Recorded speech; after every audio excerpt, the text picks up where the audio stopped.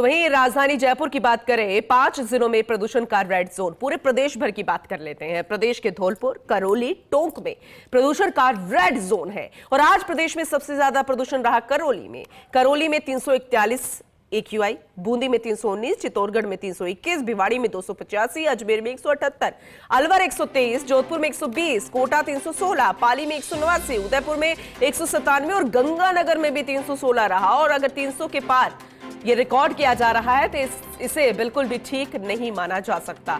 जयपुर में इसे अछूता नहीं है। फिर चाहे जयपुर के मानसरोवर की बात करें, सबसे ज्यादा प्रदूषण वहां पर रिकॉर्ड किया गया है। ये बहुत चिंताजनक विषय अब हमें नजर आ रहा है। ज्यादा जानकारी लेंगे, हमारे एसोसिएट एडिटर निर्मल तिवारी हमारे साथ जुड़ चुके हैं। निर्मल जी, सबसे पहले आपको दीपोत्सव की, दीपावली की बहुत बहुत शुभकामनाएं। और इसी के साथ हर किसी ने सेलिब्रेट भी किया है, खूब आतिशबाजी की है। लेकिन दोष देना तो ठीक नहीं है, लेकिन अब जो साइड इफेक्ट्स है, वायु की गुणवत्ता को लेकर जो सवाल खड़े हो रहे हैं, प्रदूषण हुआ है, उसे लेकर जरा अपडेट कीजिएगा। पूनम, सबसे पहले तो आपको और हमारे तमाम दर्शकों को 5 दिवसीय दीपोत्सव की बहुत बहुत शुभकामनाएं। देखिए, चूंकि ये त्योहार ही ऐसा है, उल्लास का, उमंग का और जमकर आतिशबाजी होती है। हालांकि प्रदूषण नियंत्रण मंडल के स्तर पर, चाहे वो केंद्रीय प्रदूषण नियंत्रण मंडल हो या राज्य, सबने एडवाइजरी भी जारी की थी ग्रीन पटाखे जलाने के लिए। और हुआ भी कुछ ऐसा ही, लोगों ने बड़े नियंत्रित तरीके से पटाखे चलाए। लेकिन चूंकि इतनी मात्रा में, इतनी संख्या में अगर पटाखे चलाए जाते हैं तो निश्चित तौर पर उसका थोड़ा बहुत असर देखने को मिलता है। हालांकि ये दौर पराली जलाने का भी है, तो अगर हम पूरा सिर्फ आतिशबाजी को दोष दें तो वो तो ठीक नहीं होगा। लेकिन हाँ, निश्चित तौर पर अगर राजधानी जयपुर की बात करें या पूरे प्रदेश की, तो 5 जिले रेड जोन में है। रेड जोन का मतलब, अगर AQI जो एयर क्वालिटी इंडेक्स है, अगर वो 300 से ऊपर जाता है तो उसको रेड जोन में माना जाता है, और 400 से ऊपर जाने पर वो सीवियर स्टेज में पहुंच जाता है। यानी कि खासकर दमे के पेशेंट हैं या त्वचा संबंधी उनके रोग हैं या तपेदिक के जो मरीज हैं, उनको बहुत ज्यादा नुकसान इससे उठाना पड़ता है, सांस लेने में बड़ी तकलीफ होती है। और अगर मानसरोवर क्षेत्र की बात करें, क्योंकि हम पहले राजधानी से शुरुआत करते हैं, राजधानी के मानसरोवर क्षेत्र की बात करें तो 300 से ज्यादा इस समय AQI है। और AQI पल पल बदल रहा है, क्योंकि जैसे जैसे हवा का प्रभाव बढ़ता है वैसे वैसे AQI, जिस तरफ की हवा होती है उस तरफ के क्षेत्र में वहां स्मॉग ज्यादा वहां पहुंचता है और AQI वहां का बढ़ जाता है।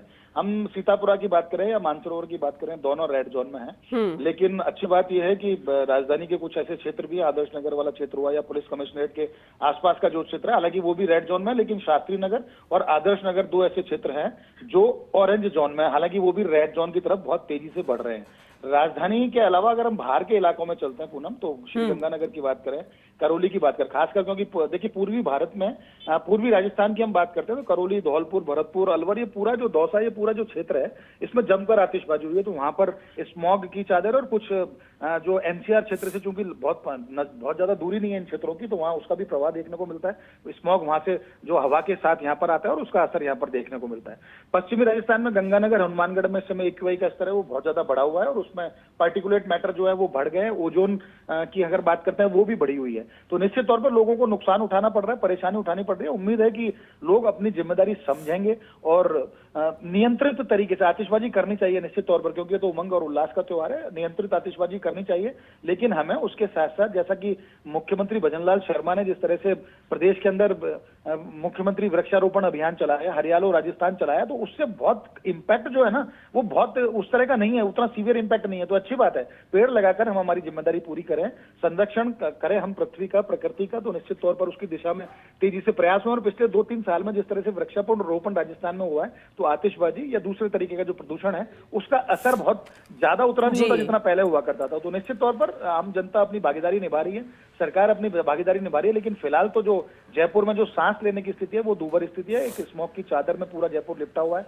खासकर मानसरोवर वाला क्षेत्र, सीतापुरा वाला क्षेत्र की बात करें, इस क्षेत्र में भी काफी ज्यादा कुछ है। और उम्मीद है कि जैसे जैसे दिन चढ़ेगा इसमें मात्रा पार्टिकुलेट मैटर की कम होगी। लेकिन शाम को, चूंकि आज कोई त्योहार नहीं है, गोवर्धन का त्योहार भी कल मनाया जाएगा, उसके बाद भाई दूज है, तो उम्मीद है कि आज कुछ इसमें राहत मिल सकती है। लेकिन फिलहाल तो रेड जोन में बना हुआ है जयपुर का, काफी, राजधानी जयपुर का काफी बड़ा क्षेत्र, और उसके साथ साथ राजस्थान के भी 5-6 जिलों में इसका ज्यादा असर देखने को मिल रहा है। लेकिन उम्मीद है कि आज इसमें कमी आ सकती है शाम तक। पूनम, चलिए ठीक है, हम भी यही उम्मीद करेंगे। बहुत शुक्रिया विस्तृत जानकारी देने के लिए निर्मल जी आपका।